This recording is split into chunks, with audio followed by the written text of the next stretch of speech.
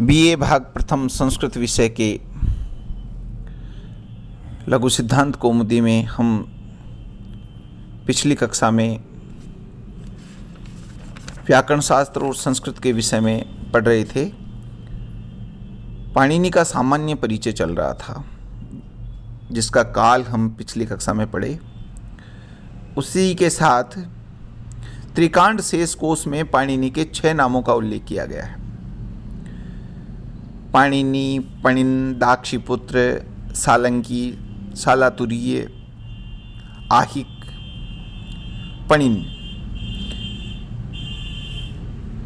आदि नाम वहाँ प्राप्त होते हैं। दाक्षीपुत्र, दाक्षी ही पुत्रस्य पणिनः, सालातुरीय और दाक्षीपुत्र इत्यादि शब्दों का प्रयोग वहाँ मिलता है। दाक्षीपुत्र कहने से उसकी माता का नाम दाक्षी और सालातुरीय कहने से वह सालातुर ग्राम के निवासी थे। विद्वानों का कथन है कि पश्चिमी बंगाल के अटक जिले में विद्यमान लाहौर नामक ग्राम ही प्राचीन काल में सालातुर कहलाता था। पाणिनि के जीवनवृत्त के विषय में एक ही प्रमाणिक बात साबित होती है कि नालंदा, जो बिहार में रहकर उपवर्ष नामक गुरु से शिक्षा प्राप्त की थी। ये नालंदा विश्वविद्यालय जो बिहार में है उसके प्रसिद्ध आचार्य थे। व्याधि जो व्याकरणकार थे वे इनके मामा थे।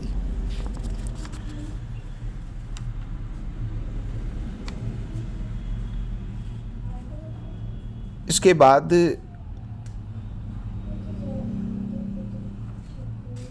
कात्यायन का समय आता है।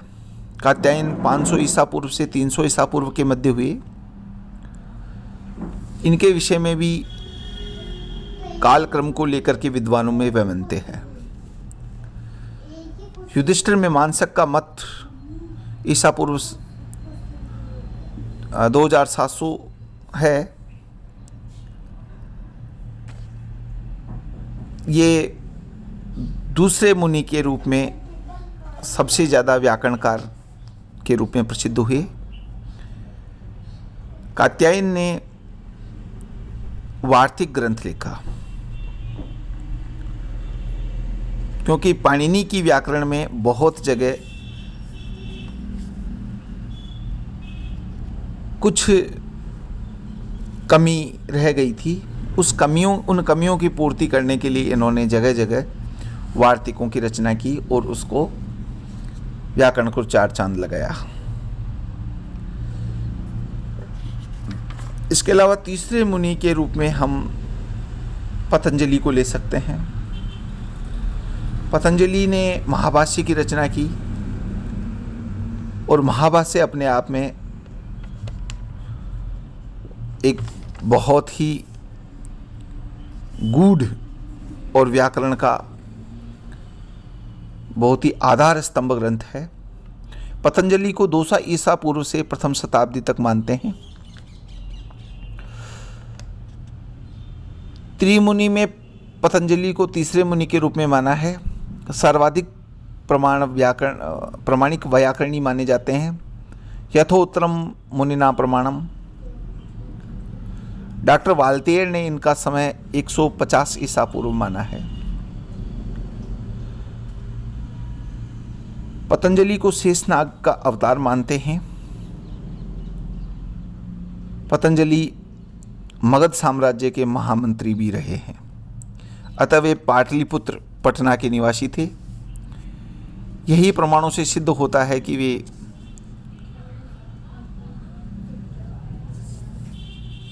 इह पुष्यमित्रम याज यामः कहकर पटना में अपने राजा पुष्यमित्र को यज्ञ करवाने की बात कहते हैं।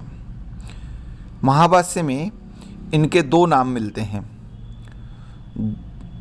गोनदीय और गोणिका पुत्र। इससे ज्ञात होता है कि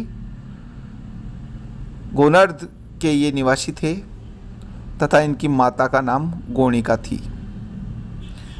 अन्य नाम भी मिलते हैं, फणाभृत, शेषावतार। कुछ लोग गोनर्द को आजकल गोंडा भी कहते हैं। इनके विषय में एक किंवदंती भी है। ऐसा कहते हैं कि महासती गोणिका के पुत्र की प्राप्ति के लिए भगवान शंकर की आराधना की थी इनकी माता ने। जब वह नदी के जल में खड़ी होकर सूर्य को अर्घ्य दे रही थी, उस समय उनकी अंजलि में एक छोटा सा सर्प का बच्चा प्रकट हुआ। उसको देखकर गोणिका बोली, कौर भवान। उस समय सर्प बोला, सपो अहम। गोणिका ने फिर कहा, रेफ क्व गत। भगवान शेषावतार ने कहा, त्वया अपहत। उसके बाद शेष नाग के रूप में, बालक के रूप में गोणिका ने उसे पाला। वही बालक शेषावतार भगवान पतंजलि हुए।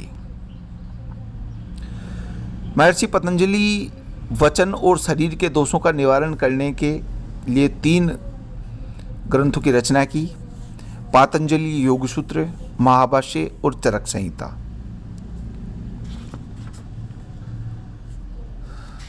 इसके बाद जब जब हमारी विशेष कक्षाएं होंगी, व्याकरण के विषय में सामान्य ज्ञान को और का विस्तार हम करते रहेंगे। आज हम हमारे पाठ्यक्रम में जो है, जहाँ से प्रारंभ हो रहा है, लघु सिद्धांत कौमुदी। लघु सिद्धांत कौमुदी आचार्य वरदराज ने लिखी है। उन्होंने अथ संज्ञा प्रकरणम और मंगलाचरण के रूप में नत्वा सरस्वतीं देवीं शुद्ध्यां गौण्यां करोम्यहम् पाणिनीय प्रवेशाय लघु सिद्धांत कौमुदी। मैं आचार्य वरदराज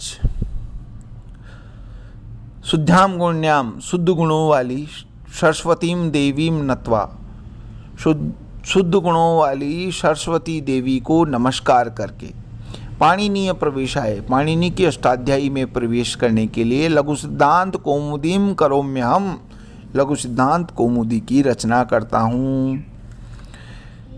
मैं आचार्य वरदराज शुद्ध गुणों वाली सरस्वती देवी को नमस्कार करके पाणिनि के अष्टाध्यायी में प्रवेश करने के लिए लघु सिद्धांत कौमुदी की रचना करता हूँ। आगे इसमें महेश्वर सूत्र हैं जो भगवान शिव की डमरू से निकले हैं। ऐ उणरिक ए ओंग ऐ औच हय वरट लण यंगणनम झभय गढ़ दस जब गढ़ दस खप छट थ चट तव कपय सस सर हल। एक बार पुनः देखिए। ऐ उण रील रिक ए ओंग ऐ औच हय वरट लण यमगणनम झभय घड़ दस जब गढ़ दस खप छट थ चट तौ कपय सस सर हल। प्रत्येक अक्षर का शुद्ध उच्चारण लिखना और बोलना आना चाहिए। विद्यार्थियों, इसके लिए आपको बार बार अभ्यास करना चाहिए। आई ओण रील रिक ए ओंग आई औच हय वरट लण यमगणनम झभय घड़ धस जब गढ़ दस खप छट थ चट तौ कपय सस सर हल। इति मैश्वराणि सूत्राणि अनादि संज्ञार्थानि येषामन्त्या इत हकारादि स्वकारा उच्चारणार्थे लण मध्ये त्वित संज्ञिकाः। ऐ उणर लिक इत्यादि 14 सूत्र महेश्वर सूत्र कहलाते हैं। ये 14 सूत्र अण अक अच इत्यादि संज्ञाएं अर्थात प्रत्याहारार्थ निर्माण के लिए रखे गए हैं। महेश्वरात आगतानि इति महेश्वराणी, पाणिनि ने भगवान महेश्वर शिव की तपस्या करके इनकी कृपा से व्याकरण शास्त्र के निर्माण के लिए इन 14 सूत्रों को पूर्ववर्ती आचार्यों से प्राप्त किया। शिव के तांडव नृत्य करते हुए सनक और सननंदन आदि सिद्ध तपस्वियों के उद्धार हेतु 14 बार डमरू को बजाया गया। पाणिनि ने शिवसूत्र समूह को उन्हीं डमरू के शब्दों से प्राप्त किया। नंदिकेश्वर कृत काशिका में इस प्रकार का उल्लेख प्राप्त होता है।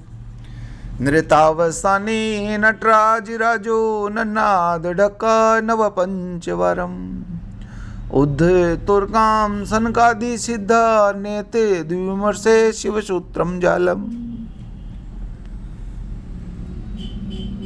इन महेश्वर सूत्रों के नृतावसाने नटराज राजो, नृत्य की समाप्ति पर, उस नटराज राज के नृत्य की समाप्ति पर नन्नाद ढक्का नव पंचवारम, ढक्का के नन्नाद से 9 और 5 बार जो ढक्का का नन्नाद हुआ है, आवाज निकली है डमरू से, उस नटराज राज, उस भगवान शिव के नृत्य की समाप्ति पर उनके ढक्का के आवाज से 9 और 5 बार जो निकले हुए अर्थात 14 सूत्र जो हैं, उद्ध तुर्क सनकादि जो सिद्ध ऋषि हुए हैं, एतद विमर्शे शिवसूत्रम जालम, इस प्रकार से शिवसूत्र जाल का निर्माण किया गया है। अस्तु, हम आगे की क्लास में अगला सूत्र पढ़ेंगे।